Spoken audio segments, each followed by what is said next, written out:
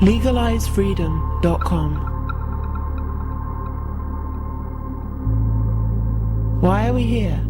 Where do we come from? Where are we going? From the nature of reality to the future of humanity.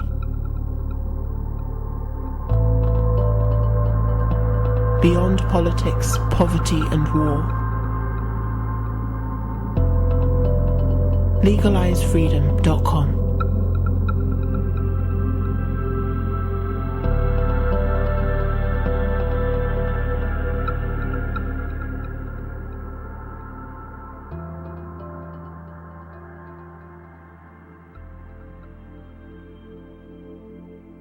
Greetings and welcome once again to LegalizeFreedom.com. I'm your host Greg Moffat, and today we present part 2 of our interview with Gary Evans, discussing the process of personal awakening.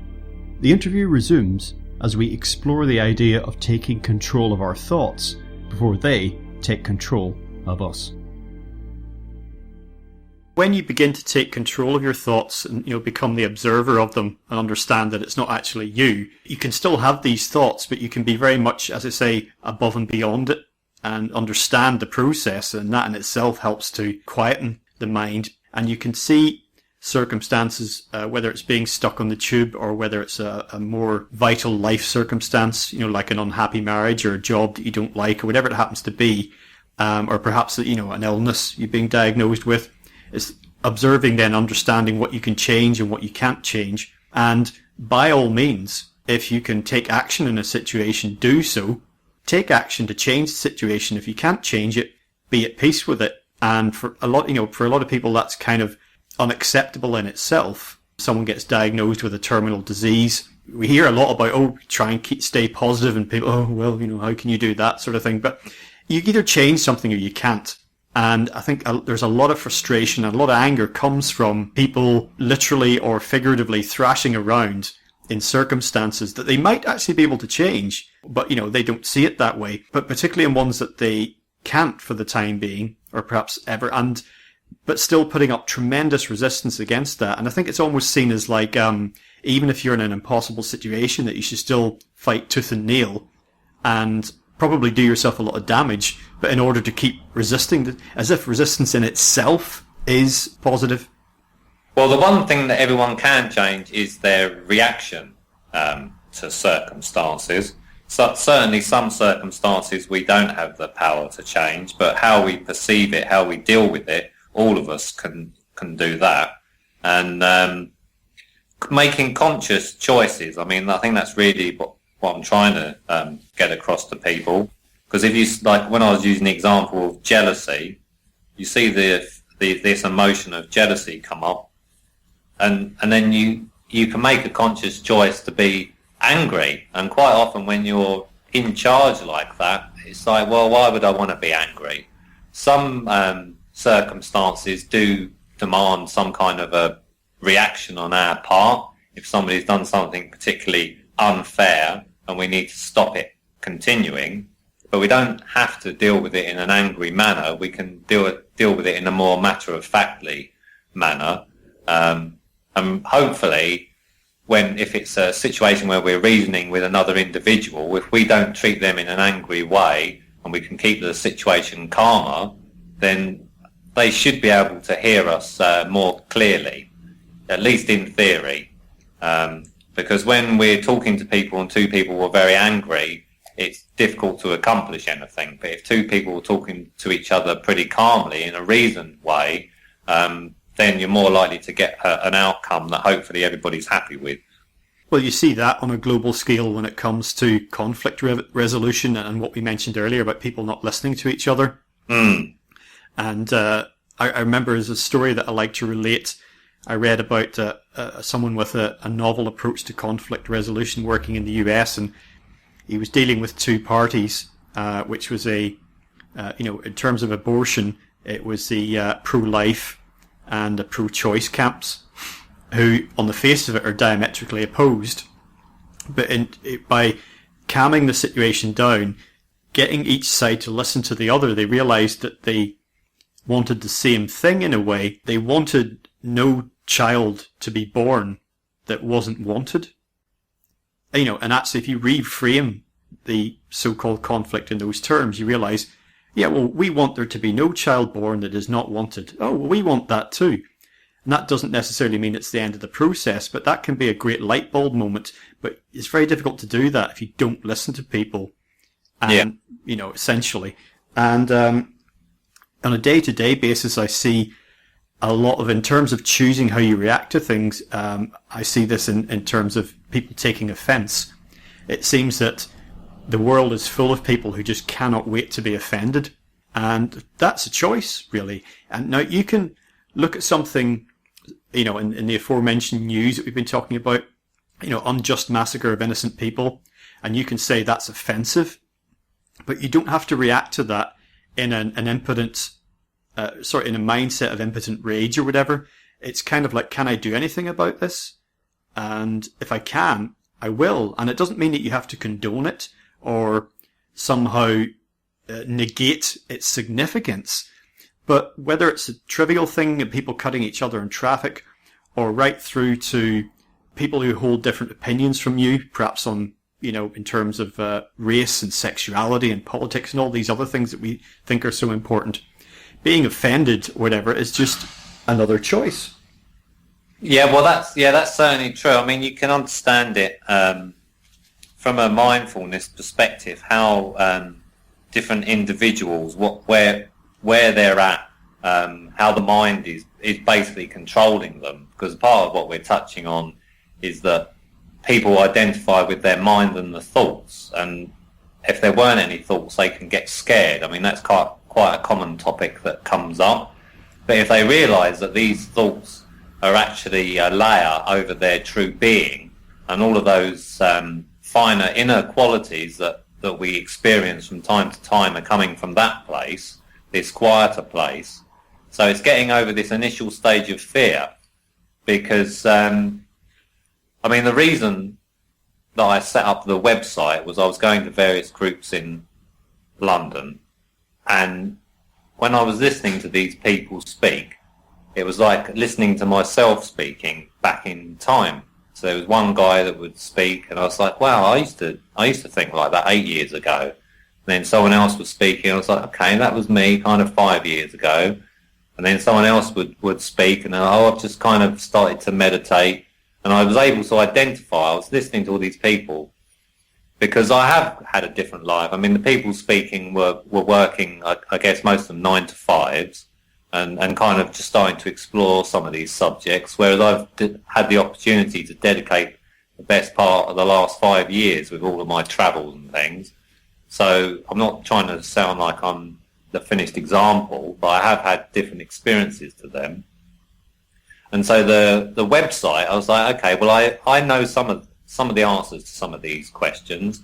There's going to be people out there, some of who I know already, that have more experience than me. So people that have put more focus onto inner development, they can help me. And that's basically the process. It's not like we can measure inner development on a scale. It would be much easier if we could just plug into a computer and it says, oh, you have developed to this stage or whatever. It doesn't work like that. Earlier on, we were talking about being in nature, as a place to be in terms of quietening the mind, or if you wanted to engage in meditation. On a wider point, as a society, I think that our disconnect from nature which has taken place over a long period of time, a couple of 100 years, and certainly since Industrial Revolution, it's been much more quickly, and this has had a very profound effect. Mm-hmm. And most of us will talk about how much like to get out for a walk in the woods or go to the seaside, wherever it happens to be, and people get real benefits from that, perhaps without really knowing why.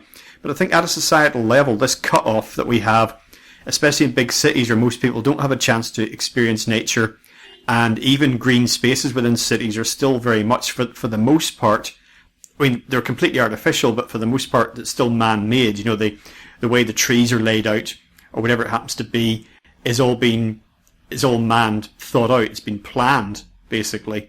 So there's something deeper here, definitely, and especially when we consider this ancient wisdom, which is ultimately what we're talking about, and how that ties into indigenous cultures who in general lived directly in a day-to-day, one-on-one interaction with nature. I've got an article I wrote on the site, Deeply Connect with Nature and Animals. And really, we have to analyse very deeply just the basic way that we lead our lives, because the website I've written is backed up in a large part by a book called the Yoga Sutras of Patanjali. And the reason that I've chosen that book to back up a lot of my points is because my experience of working with some of these awakening and spiritual disciplines, I reached a certain point in my inner development. And when I read the Yoga Sutras, which is one of the earliest source texts for yoga, when I read the Yoga Sutras, I realised that, in fact, yoga is very little about physical postures. That's what most people, you say yoga, and they think, oh, I've got to go into a room and make a lot of these funny postures. My body won't like it, or whatever they tell themselves.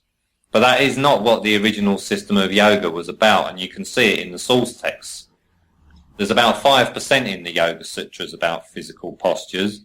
It's about understanding the mind, how the mind reacts to external stimulus, how our senses interact with the physical world, and observing this process rather than being a passenger on a train, because that's really how a lot of people are going. So the Yoga Sutras really breaks things down, and the problem with it is that some of this material can be a bit impenetrable to our modern way of thinking. So what I really wanted to do was try and break some of these more complicated topics down into kind of easy to digest language, because I can at least get my mind around a lot of the points, and then try and explain it in a simpler, easy to access format for people that have got just 5 or 10 minutes to read, because we do want answers quickly. That's our kind of society. But there is another source. So it's kind of my site is my understanding and growth. I use the Yoga Sutras as reference points, and there's another author, Schwaller de Lubitz, who spent a lot of time studying the system in ancient Egypt. And now his quote connected to nature and ancient Egypt's perception of the world, which I would just like to read out if you don't mind. He says, so to cultivate oneself to be simple and to see simply is the first task of anyone wishing to approach the sacred symbolism of ancient Egypt. This is necessary because the obvious blinds us, the obvious being our perception of the world via cerebral consciousness alone, which tends to divide, analyse and granulate experience. So I think it's a good way of how we interact with nature. So rather than sitting down and watching a pigeon, we tend to start thinking, I mean, in the worst case, we'd just be thinking about work still. In another case, we'd just be thinking, oh, well, there's a pigeon. I don't like pigeons. But if you just see simply, then that's where the beauty is. So we're not thinking. So we watch the pigeon. Maybe the pigeon's having a good day. He's found a treat and he gets excited. Or there's these interactions with the animals. Maybe they're playing and having fun, which can kind of bring this sense of joy up in us. We can see all of these different things working, or maybe it's the way that a tree moves in the wind, and you see how flexible it is. There's like an external pressure coming in of wind, and the tree just takes that pressure and it distributes the load, and maybe if there's a weak leaf or something, it floats to the ground. But just seeing it in the most fundamental way possible, without looking at your phone, without thinking, without engaging the thoughts. And that's really how I get into this very still place that gives me, I guess, a warm, fuzzy feeling, this sense of real joy and pleasure, and just watching the beauty and the interaction of nature. It is incredibly empowering. And if we want to strip back what we are as people. This is our environment. Somehow this form, the human, has got enough intelligence to build houses, put on plastic-soled shoes or rubber-soled shoes, and be completely disconnected from our natural environment. But that is not where we came from. So our growth over what we can only assume is millions, tens of millions, or can say it's billions of years if we take our evolution right back. That's our environment, and we've disconnected ourselves just from it on a completely fundamental level. And it's like, well, we wonder why we're stressed, because we're just not getting these things that we need. And in terms of measurable effects, I think we probably spoke about grounding last time, but just putting your bare feet on the ground, there's lots of solid science behind what happens when we get our bare feet on the grass or on the soil or on the sand.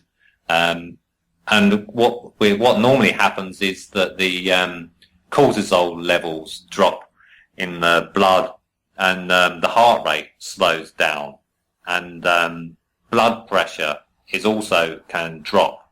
So there's papers linked from my website on that subject. So it's not like we're talking about woo-woo things that you can't measure.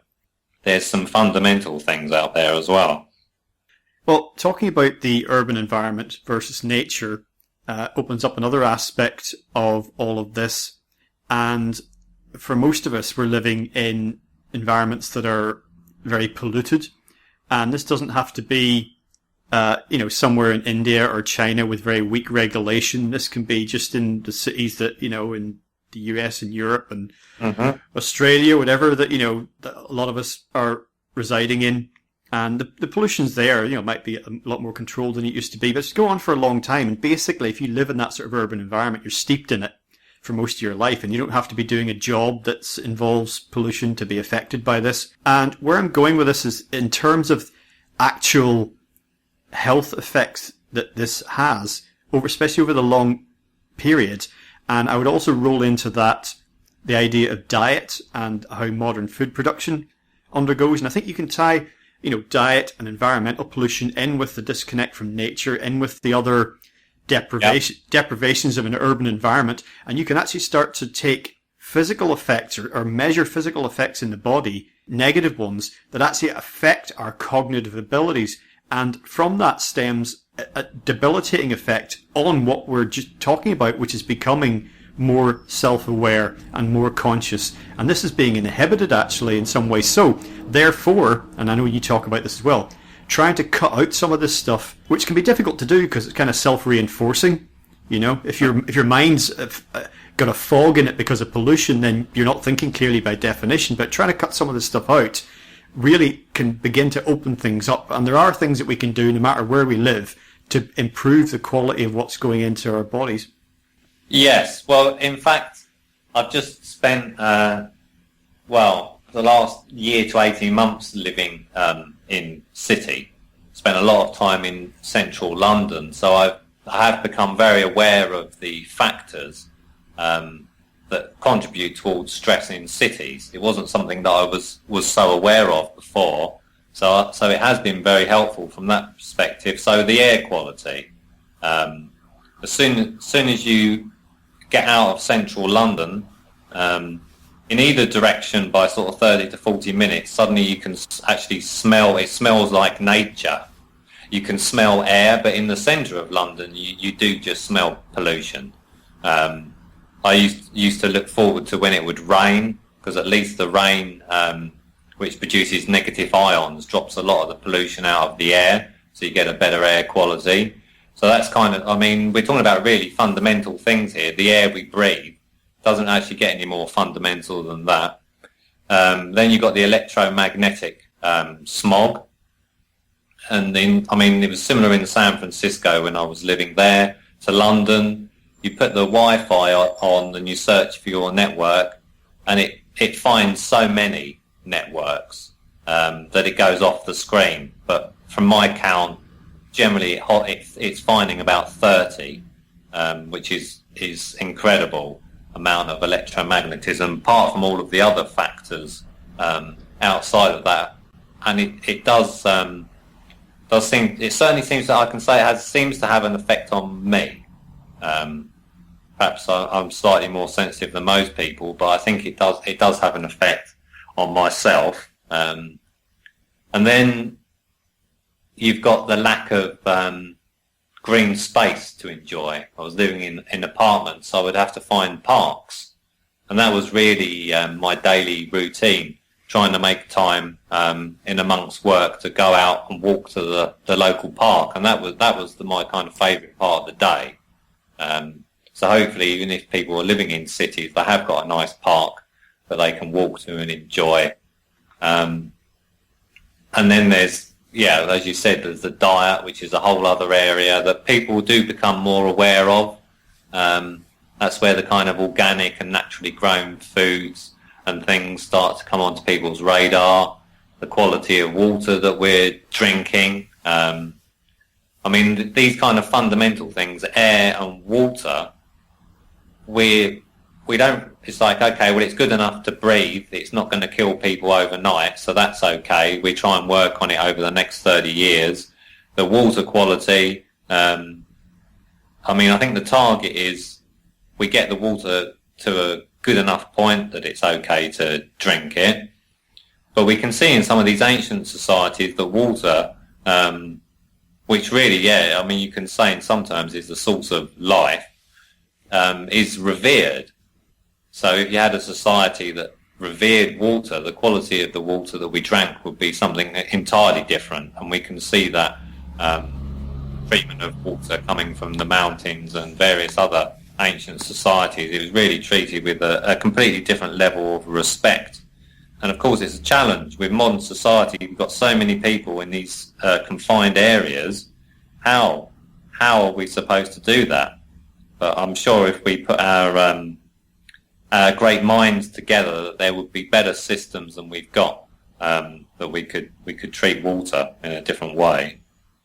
Well, overall, in terms of getting more in touch with yourself and sort of like a wider reality that's more that we're actually part of, and not the constructed plastic and glass and chrome one that we are so attached to.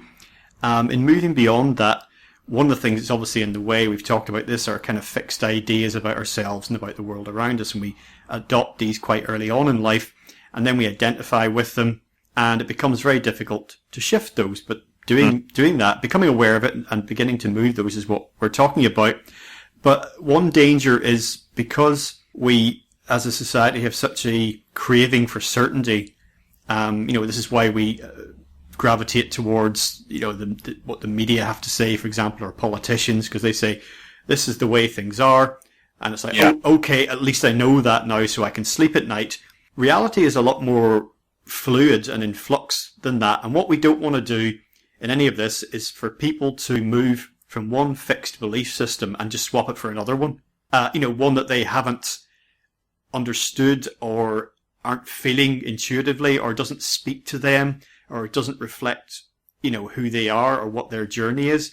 Because I see quite a lot of this in, for want of a better word, the New Age movement and in the alternative media. People basically buying some other package of stuff that's just got alternative stamped on it. And this is why, the mind, body and spirit sections of bookshops these days are so popular. And when I was a student, shops selling incense and crystals were so popular, and people would bedeck their rooms with this stuff and kind of think they'd arrived in a different place, but they hadn't really. That's a very good subject. I did write about it.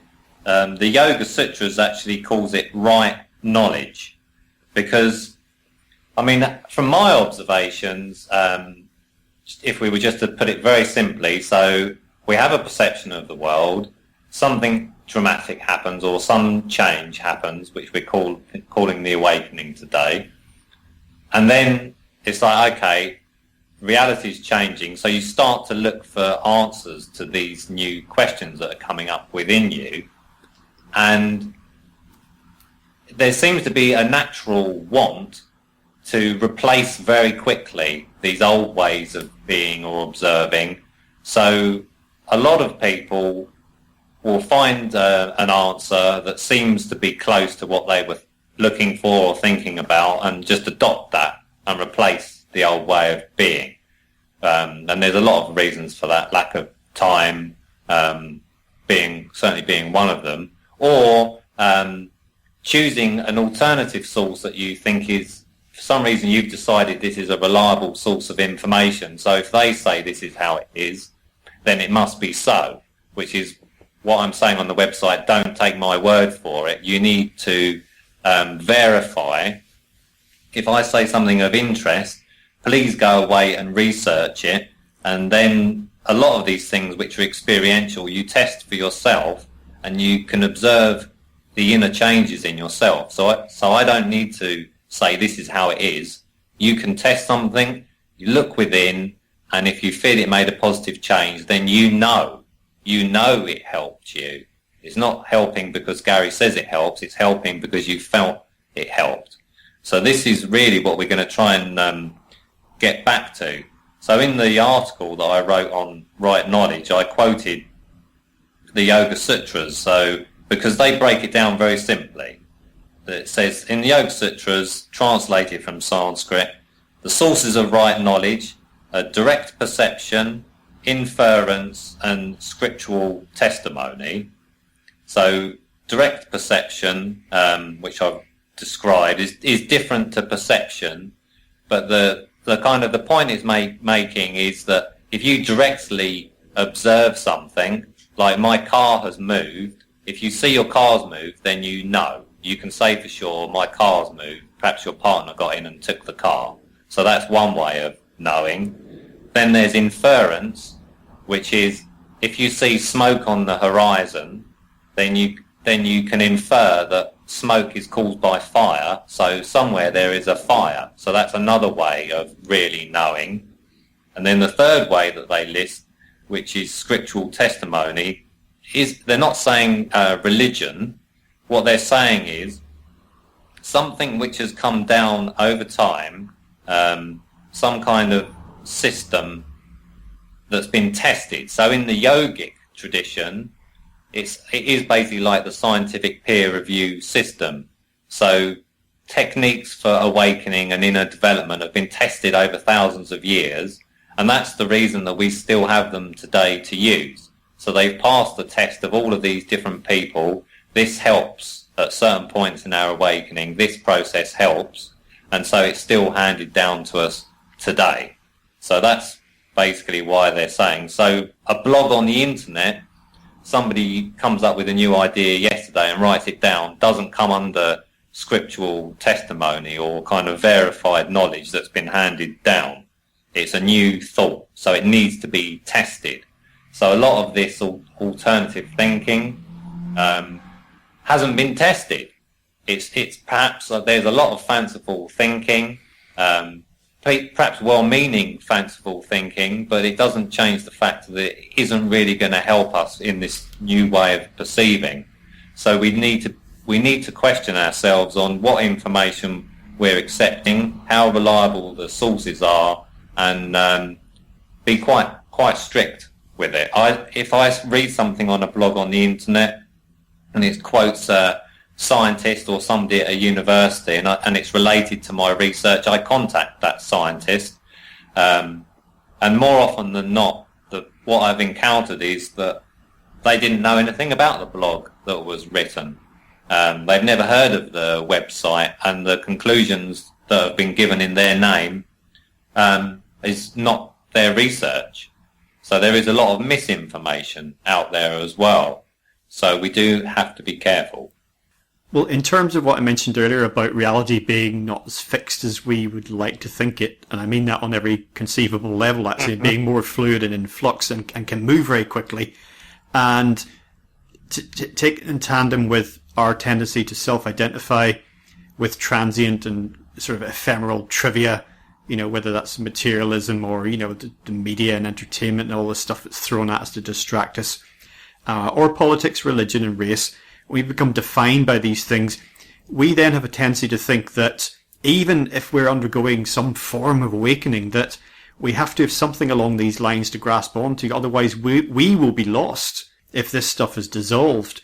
But actually at the core of it all is a truth which I think we can relate back to the aforementioned ancient wisdom, and we're looking at something, a much more fundamental truth, in which then perhaps, the ego that we use to navigate our way in this 3D material reality on Earth isn't actually as important anymore. I think we do need the ego. I think it serves a function, but a bit like the thoughts in our head, I think we if we can be the observer of it, identify it and see when it's useful and not useful, that's fine. But underlying all of this, there's a fundamental truth.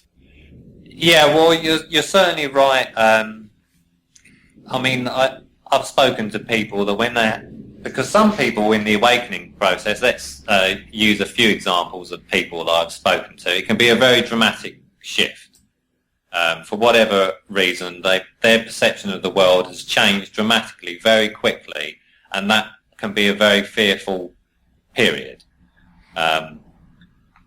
So, how do you cope with the fear of the change? It's kind of an unknown, and from my conversations, what a lot of people were worried about is if they then continue this path of awakening, that it gets more scary.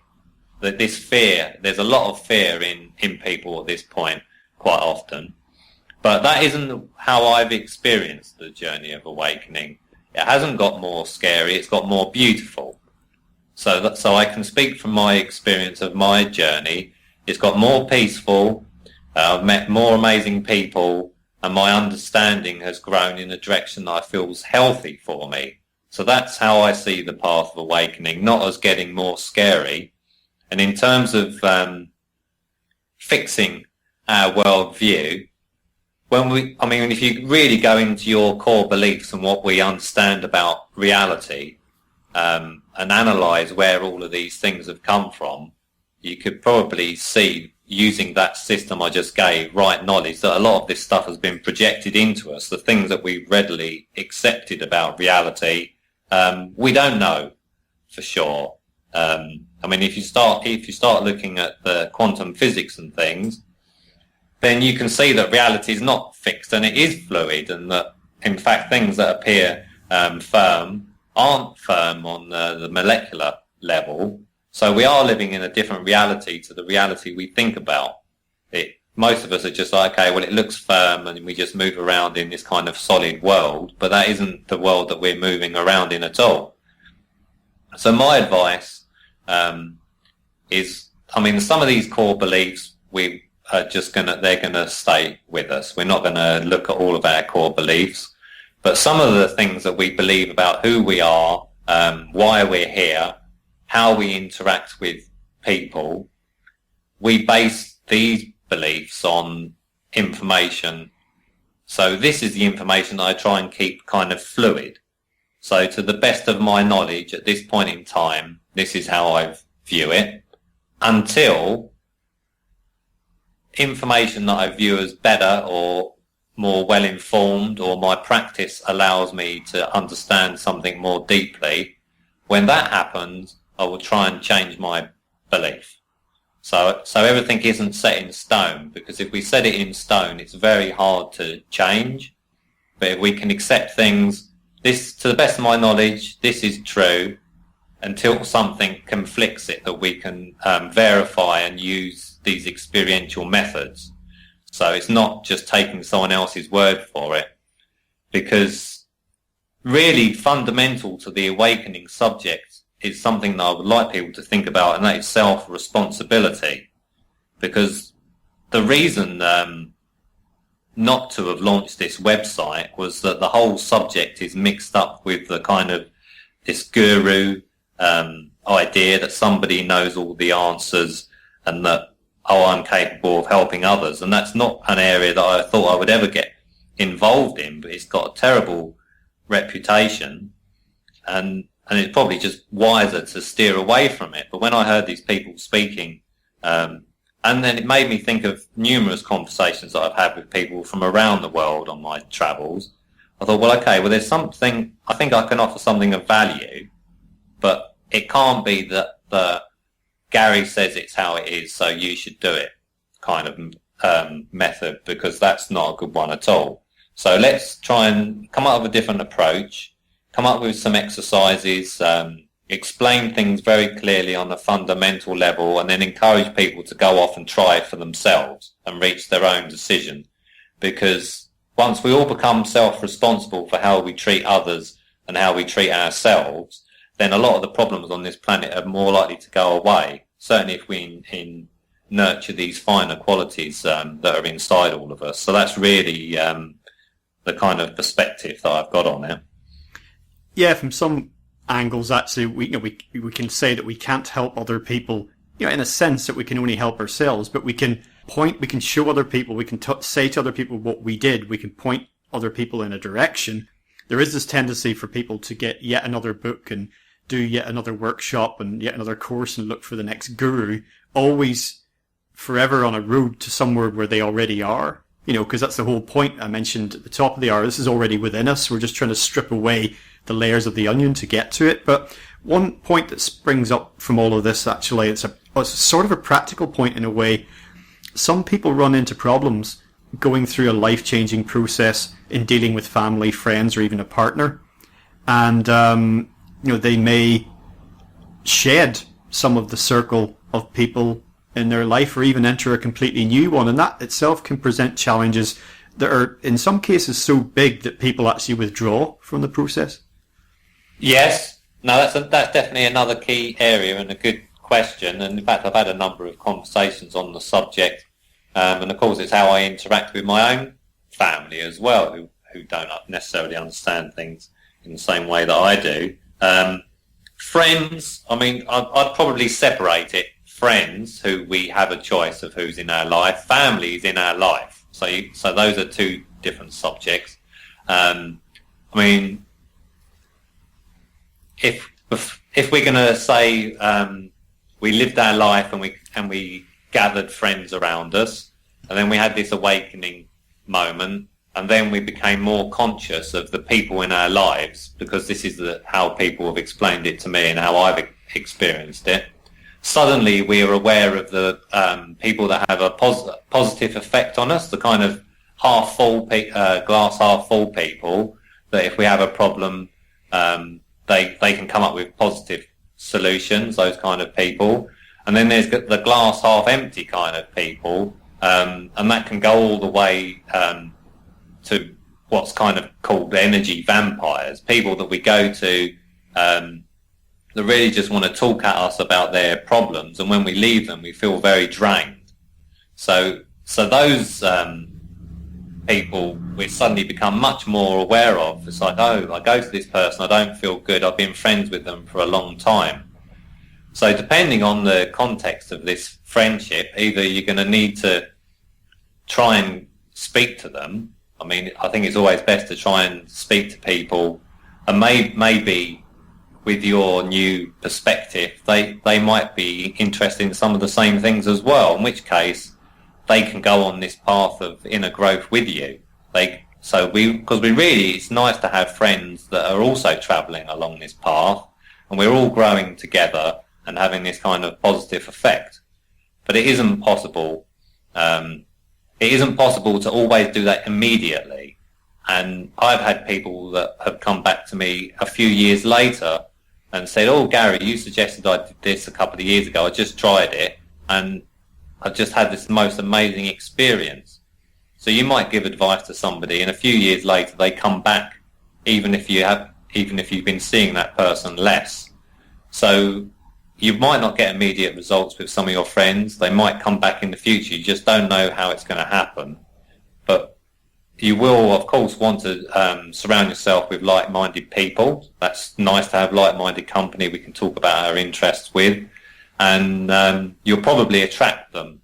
If you're doing consciously minded things, whatever area it is that you're interested in, if you start going out to new groups, you will meet new people, and you can put a new support structure and friend structure in place, and hopefully some of your other friends can come along on this new journey with you.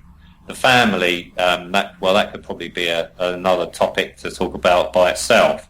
But of course, it's nice to be able to share as much as we can of ourselves with our family.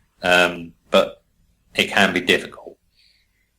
Well, two thoughts on what you said, two little thoughts. As far as glass half full and glass half empty, I would say, well, the glass can be refilled. Mm-hmm. You don't have to look at it that way necessarily. And also, I read once a quote that friends are with us for a season or for a reason. Yeah. Or for life. So the idea that you do see people carrying other people with them throughout life long after there's any mutually beneficial reason to do so. And the idea that we always have the same people in our lives throughout life doesn't stand to reason, really. And that's not meant to sound selfish or callous. It's just honest, trying to be honest about it. And you mentioned the idea of sort of psychic vampires, and these type of people do exist. And they're on their own journey. I would say that whatever they think they might get out of a relationship with someone else, perhaps even call it parasitic, it's not really benefiting them ultimately, because it's not what they need. And, constant striving to kind of fill a void from one perspective. So it's just an ongoing problem rather than addressing a root cause some of the time.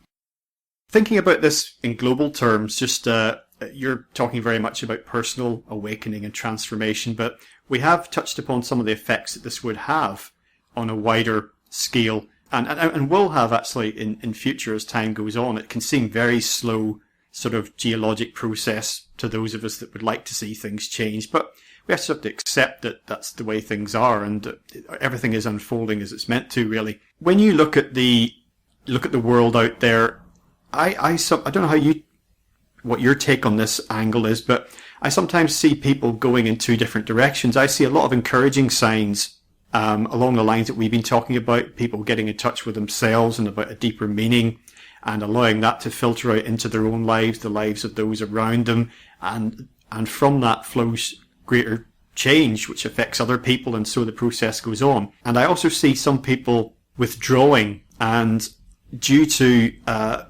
the wrong sort of stimulus, due to all the avalanche of negativity and the provocation and the way that if you turn on the nightly news, it looks like it's everybody against everybody. Actually, yeah. It does look like that. And that's not the case, of course. That's a distorted picture. But I do see some people in society withdrawing and becoming more negative, and not even if that doesn't have a very negative effect on them personally, it's not good overall. As we go forward and try and make a better future for everyone.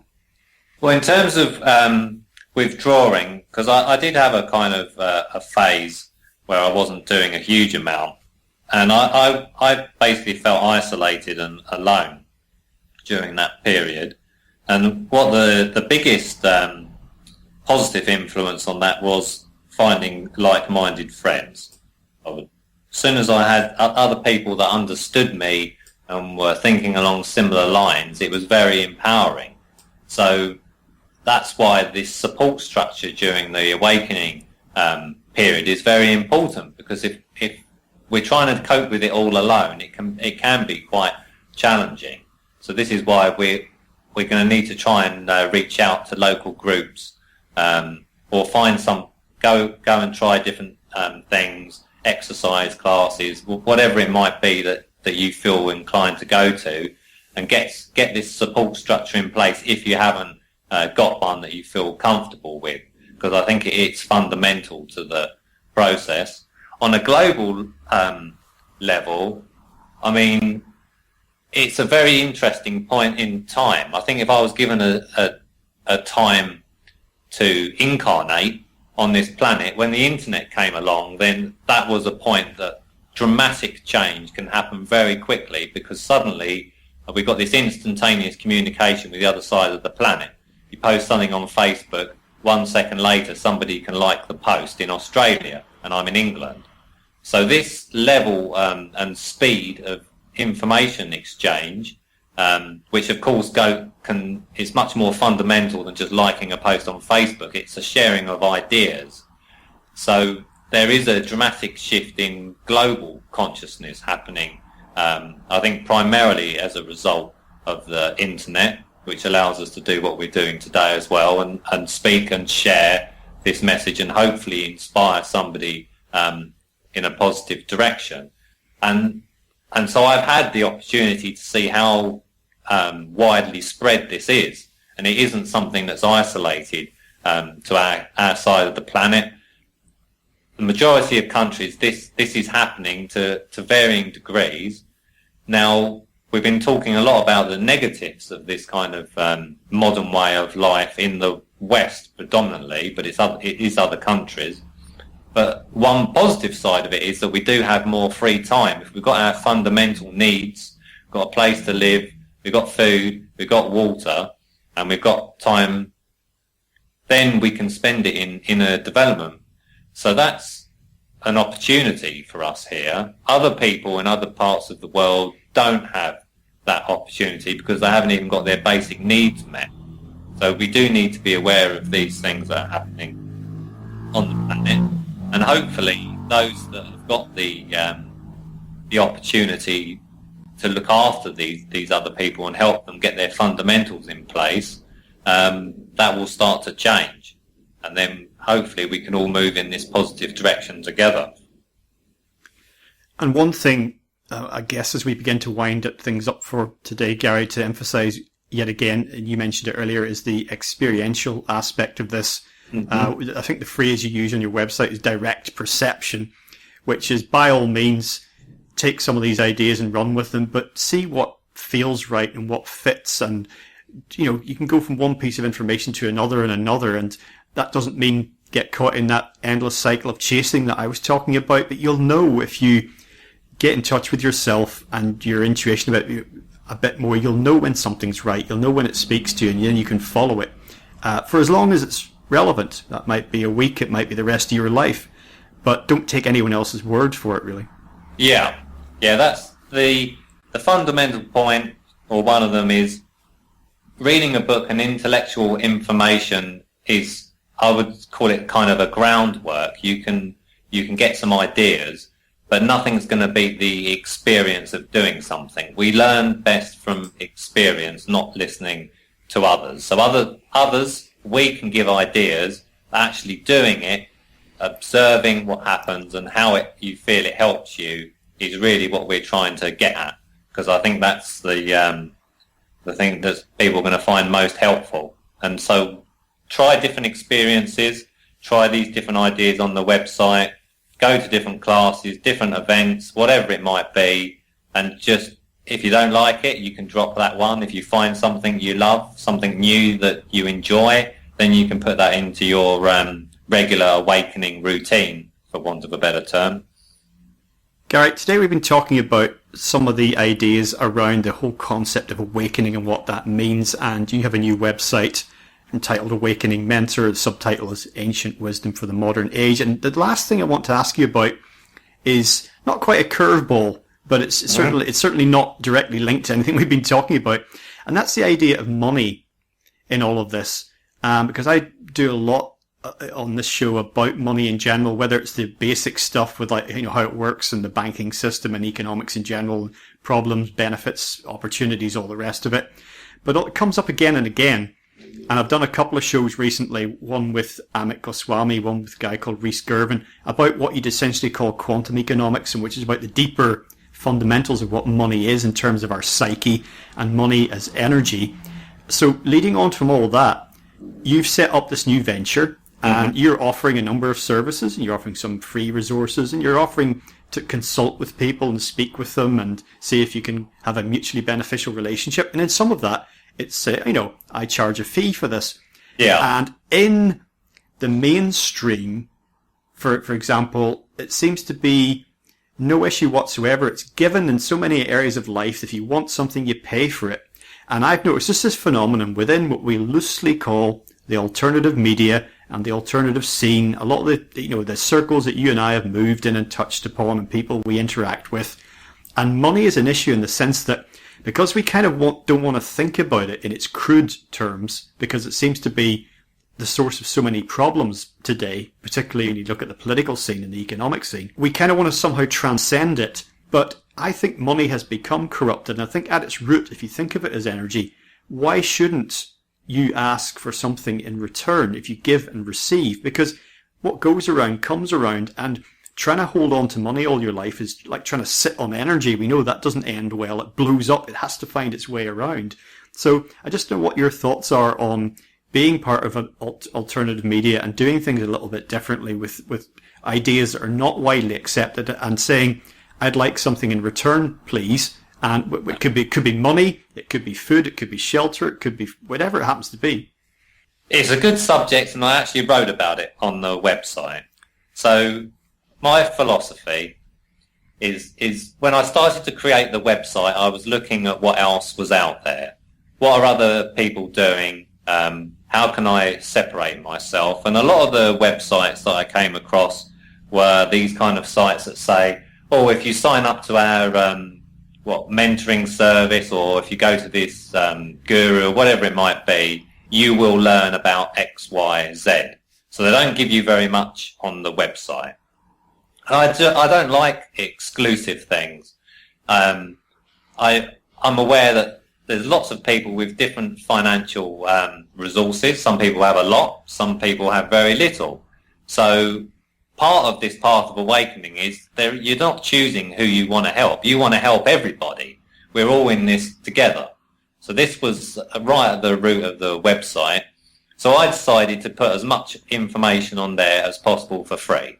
That was the decision number one. So let's cover the really fundamental things. If someone finds this website and they don't understand the subject, let's try and explain it to the best of my ability from my experience and conversations with must be hundreds of people and everything else. Let's put it on the website for free and give people ideas that they can do in their lives. Make sure that they understand this point about experience. Give them some exercises, and I'm going to start uploading some free meditations soon. So that's there. So anyone that doesn't have the money, doesn't have the interest in speaking with me personally, I've tried to give them as much as possible for them just to carry on their journey, and that's it. Some people, whatever percentage it is, might be interested, and they are welcome to contact me, and they can then decide if the chargeable service is something that they're interested in. And I've put no restrictions on it. You can just have one chat with me for the basic cost. You can decide if I'm going to be helpful. If I'm not, then that's the end of it. If people want to sign up for the monthly service, I'm just going to do it 1 month at a time. There's no long-term contracts at any point. If someone says, okay, well, he was helpful for a while, but I think I'm ready to go off by myself, then that's there. So there's nothing that you're locked into, because the whole point of this mentoring service is to make people self-responsible, not reliant upon. So it's not supposed to be people speak to me for years. The aim is to help everybody get to the point of being self-responsible enough to just carry on by themselves. So there has to be an end, and that end of the process will depend on the individual and their wishes. But it's not supposed to be some kind of system where you're getting a client base that stays with you for years, because that would be basically as bad as some of these other systems that are dealing with the same area. I mean, in terms of the website, it just grew. I thought it was going to be quite a small website to start with, and as soon as I made this decision to try and put as much on there as possible, it went from, I think, a 5-page design in my head to it's 25 pages or something now. So yeah, it took hundreds of hours because I wanted it to look nice as well. So I kind of learned all the new website technology that's out there. So yeah, I did spend a lot of time on it. There's information for free. And so that's really the best compromise that I could think of. If someone's got a better idea, I'll be interested to hear. But I do need to pay my bills. That's the problem. I've got bills. Well, this is it, and that's why I wanted to, sort of address this issue. Money is a means to an end, and I've just seen so many people just really dancing around the subject, and myself included, and feel guilty for even saying, donations gratefully received or whatever, whereas a lot of people who operate in a different mindset from a different point of view, okay, I'm not getting out of bed until I see the money, that type of thing, Yeah, well, there's a lot of perspectives, and particularly in the alternative world, where it's actually frowned upon to take money. But this isn't going to be. the way that I've found to survive in this, if we're going to call it the alternative world or the kind of conscious community, is to have many strings to my bow. So the Awakening website is one thing. I know that I've created it. I've spent a lot of time creating it. There's a lot of my heart. Anyone that reads that website will really get to know me well, because it's the best expression of my heart in writing. I've really tried to just let it flow out, and it's on the internet. And if it only helps one person and it's free help, it's there. If it helps more than one people, it's just going to sit there and hopefully help people. If it generates an income, then it's a blessing. But it's not the only thing that I'm going to be doing, because I've created it now. So I'm going to be setting up a new business with my fiance, and we're really going to go into events. These experiential events that stimulate the senses is also a big part of my passion and what's in my heart, to get like-minded people together, to give them an opportunity to meet each other, to meet new friends, to enjoy the sound healing, the sound therapy that I do.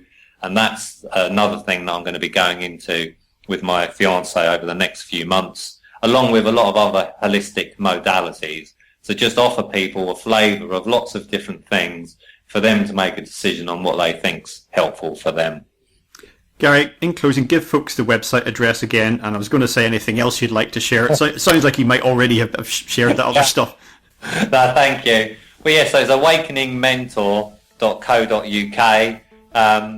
In terms of, just the future, it's going to be events, and the tours to the ancient sites will continue. I'm kind of redeveloping that again on the experiential kind of mindful route. We still do discuss the ancient history and the mysteries, but I just want to help people experience this deeper aspect of themselves. There seems to be a bit of a void, or maybe I can make some kind of a contribution, even if it's only a small one, and that would make me very happy. It brings me great joy to share these amazing experiences with others. So I will continue to follow my heart as best as I can, and hopefully continue growing in the process, because there's more to learn than I've learned already. I know that much. Wonderful. Well, Gary, thanks once again for joining us yet again on legalizefreedom.com. Thanks very much. Well, folks, that's it for another week. As ever, thank you so much for listening. If you enjoyed the show, please check out the website. That's legalizefreedom.com, legalize-freedom.com, where you'll find an archive of programmes offering alternative views on a wide range of topics, including world affairs, politics and economics, science and technology, religion and spirituality, conspiracy, and alternative history. You can also browse and buy a range of books and DVDs from our guests, and if you're feeling generous, make a donation to help keep the site up and running. Until next time, I'm Greg Moffat, and you've been listening to legalizefreedom.com.